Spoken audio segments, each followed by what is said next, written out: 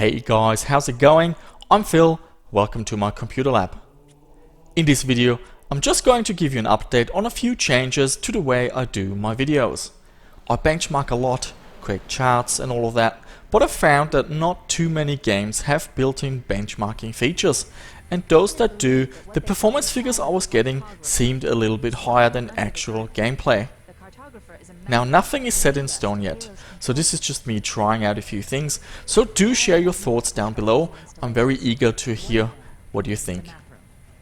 So I'm thinking of using actual gaming data, logging performance with tools such as F.E.A.R or MSI Afterburner, and producing charts that show more than just average frame rates, minimum and maximum frame rates, as well as graphs that show the performance over a few minutes of actual gameplay.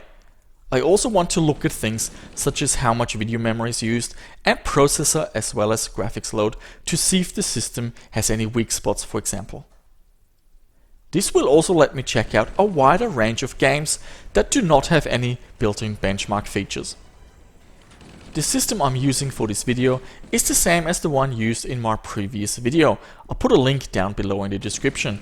It's based around a Pentium 4 running at 3.8 GHz and 2 GeForce 7800 GTX in SLI.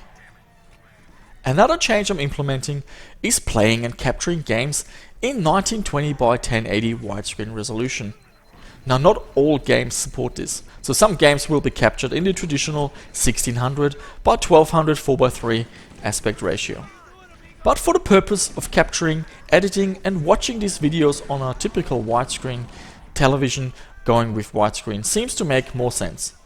Please note that personally I still prefer to play many of these older games in the classic 4:3 aspect ratio, so this is really just something I want to do to help make the videos look a little bit nicer. First up, we've got Halo. This is the demo version, so you can download it for free and easily compare it. When this game came out, it was quite demanding, so let's have a look how this machine handles it. It runs at 1920 by 1080.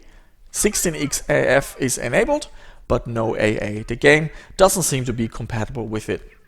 A quick note regarding 16x AF. I always enable this in the graphics driver, so it is consistently applied to all the games.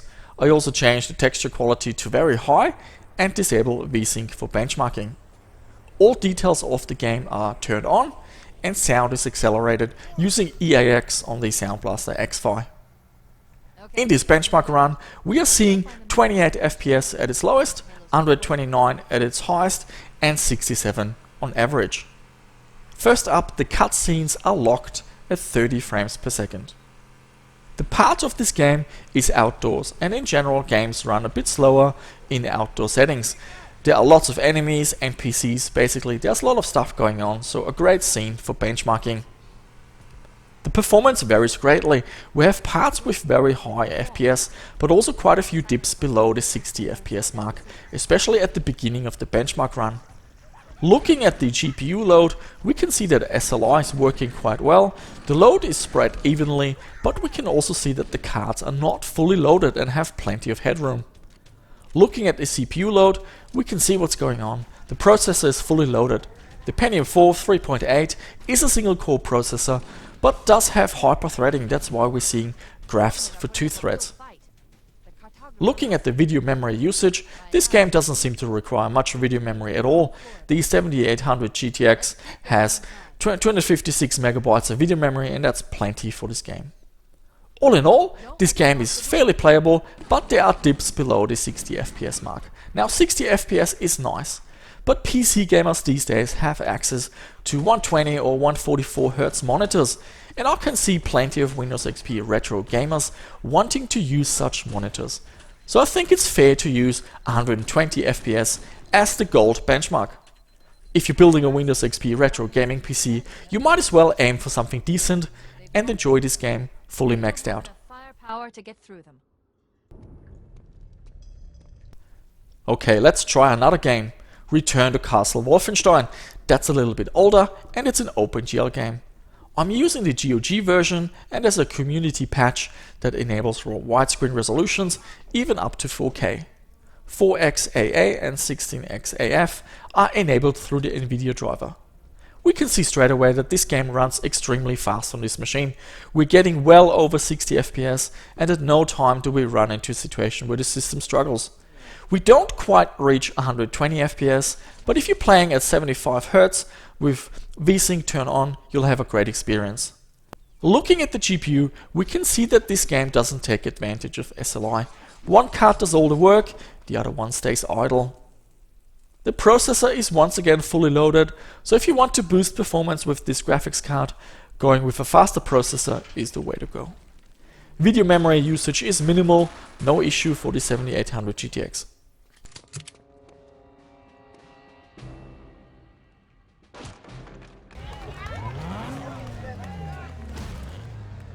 Need for Speed Underground 2, a fun arcade-style racer with beautiful graphics.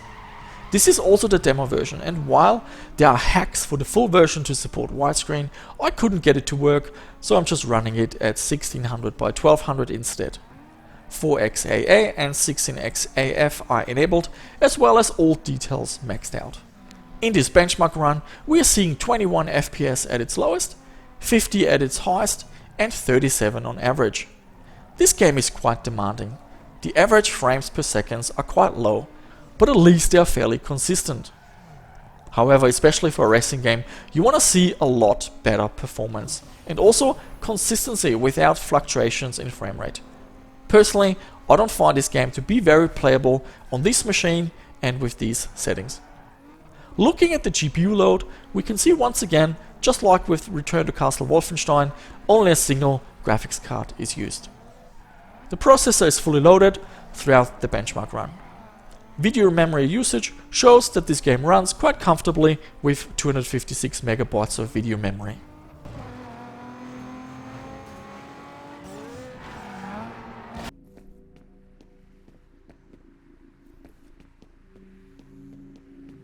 And the last game we're looking at today is F.E.A.R. This is a really demanding game with gorgeous graphics, and the EAX sound is extremely well done. A game I highly recommend to anyone. The game supports 1920 by 1080 out of the box. 4x AA is enabled in the options, but do note that this will disable soft shadows. As far as I know, you can only enable one or the other, not both at the same time. All the options are maxed out, of course. So let's have a look how this game performs. In this benchmark run, we are seeing 9 FPS at its lowest, 90 at its highest, and 38 on average. We can see many dips below 30 FPS, and in certain scenes the game slows down even lower. Especially in scenes with special effects, the frame rate really suffers. But also just moving around throughout the game, it's not a smooth experience. Both graphics cards are being used heavily, and we can see SLI working really well in this game. In this machine, F.E.A.R is clearly demanding a lot of graphics power, and the 7800 GTX, they are not quite up to the task.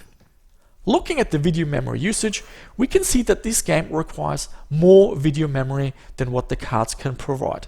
So if you want to play F.E.A.R at this resolution and with these settings, you should be looking at using a graphics card with 512 MB of video RAM or maybe more.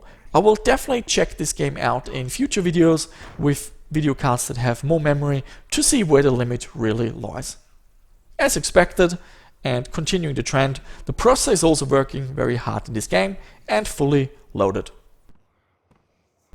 And that's it, guys. Let me know what you think. I didn't want to add too many games because creating all these charts is still taking me a bit of time. I haven't quite streamlined the process, but I'm slowly getting there.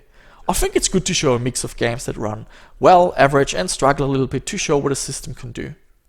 Overall, it seems that the processor is holding things back. In Halo, this was clearly the case, and even in Return to Castle Wolfenstein, extra performance can be had with a faster processor. F.E.A.R, however, is graphically so demanding that the graphics card runs out of video memory and performance really suffers. SLI works well in most games, but there are exceptions. Return to Castle Wolfenstein and Need for Speed Underground 2, for example, only use a single card, showing the challenges of going with SLI. It works most of the time, but it's not perfect.